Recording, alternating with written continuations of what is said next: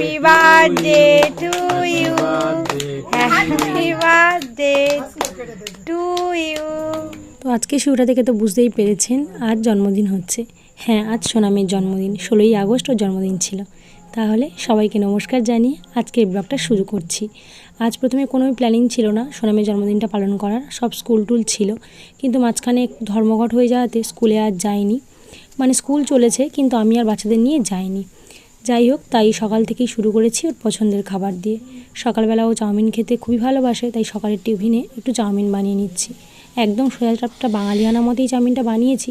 পেঁয়াজ লঙ্কা ভেজে দিয়েছি আর চাউমিনটা দিয়ে দিয়েছি, আর কালারের জন্য সামান্য একটু হলুদ দিয়ে দিয়েছিলাম। দিয়ে বাড়ির সবার জন্যই চাউমিনটা বানিয়েছি। আর ডিমটা দিয়ে শুধু করেছি এই কারণে, আমরা একটু সাধারণত আলু দিয়ে করি, আলুটা আর দিলাম না। বাবা খাবে, কৌশিক খাবে, তাই আলুটাকে স্কিপ করে গেলাম। আর আমরা জন্মদিনে সব কিছু রান্নাবান্না করবো ভেবেছিলাম শনিবার রবিবার, কিন্তু আজ শুক্রবার, তাও করছি যে এই কারণেই যে যেহেতু বাড়িতে আছি তো কিছু কিছু রান্না ওর জন্য করে দেওয়া যাক। তো কৌশিক আমি দুজনেই ঠিক করলাম চিকেনটা আজকে করব না। তো এই যে চাউমিনের মধ্যে একটু টমেটো সস দিয়ে দিয়েছি, একেবারে সমস্তটা মিশিয়ে দেব। তারপরে যদি দুষ্টু আর সোনামি চায় ওদেরকে একটু একটু ওপর থেকে দিয়ে দেব।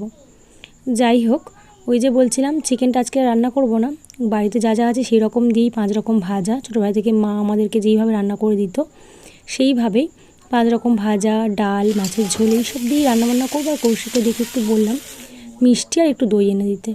ব্যাস, সোনামের প্লেটটা সাজিয়ে দিয়েছি, কিন্তু ভুলে গেছি ও তো কাঁটা চামচ দিয়ে চাউমিন খায়, কিন্তু এই চামচ দিয়ে দিয়েছি। যাই হোক, একটু চেঞ্জ করে দিই। তারপরে ফিরে এসেছি রান্না করতে। ভাতটা আগেই করে নিয়েছিলাম, তারপরেই রান্না করছি লোটে মাছ, যেটা বাড়ির সামনে একটা দোকান এসেছিল, সেখান থেকে কৌশিক কিনেছে। তো সেই লোটে মাছটাই রান্না করছি।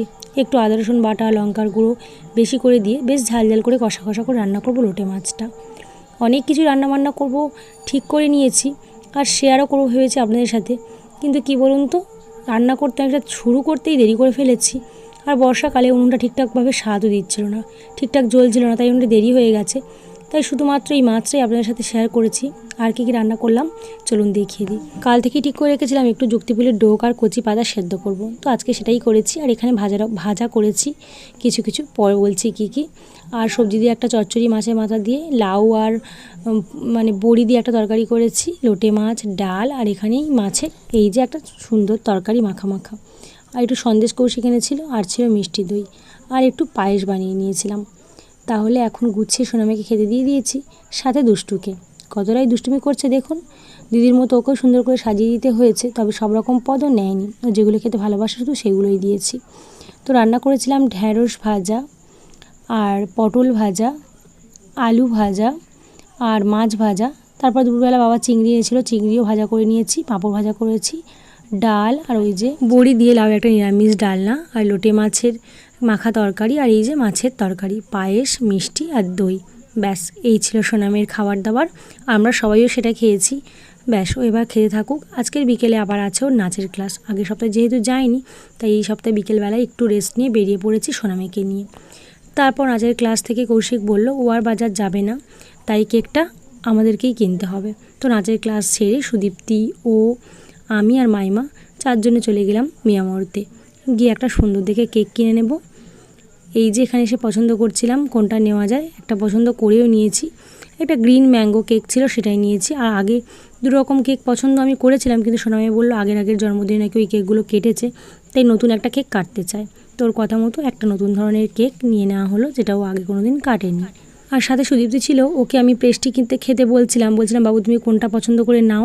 তো সুদীপ্তি কিছুতেই নিতে চাইছিল না, এতটাই লাজুক ও, এতটাই লজ্জা পাচ্ছিল। অনেক বলার পরে একদম কম দামি রেখে একটা পেস্ট্রিও পছন্দ করেছে।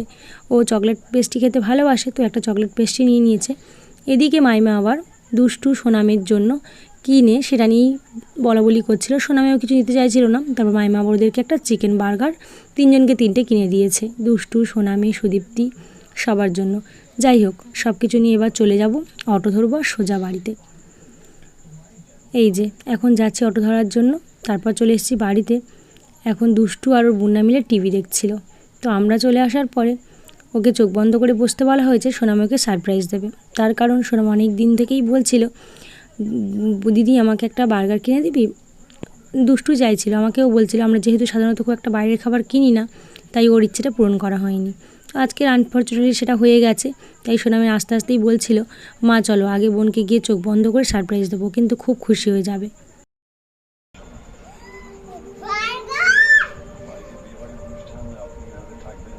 খুশি হয়েছো?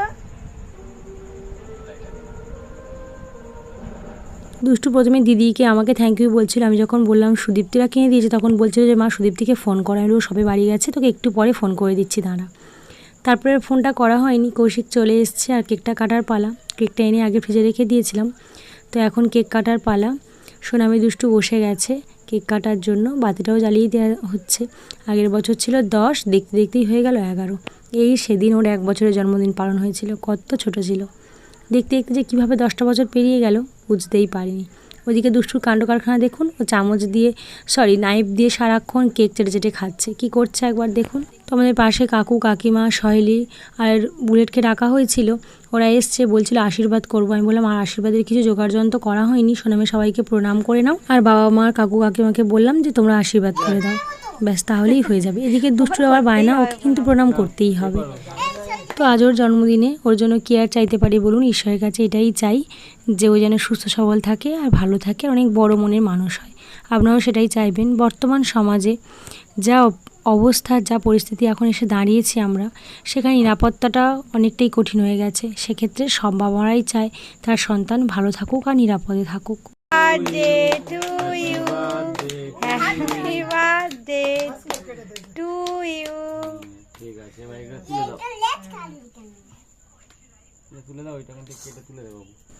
তো কেক কাটার পরে কৌশিক পিস করে সবাইকে কেক দিয়ে দিয়েছিল, আমি একটু পায়েস আর মিষ্টি দিয়েছিলাম।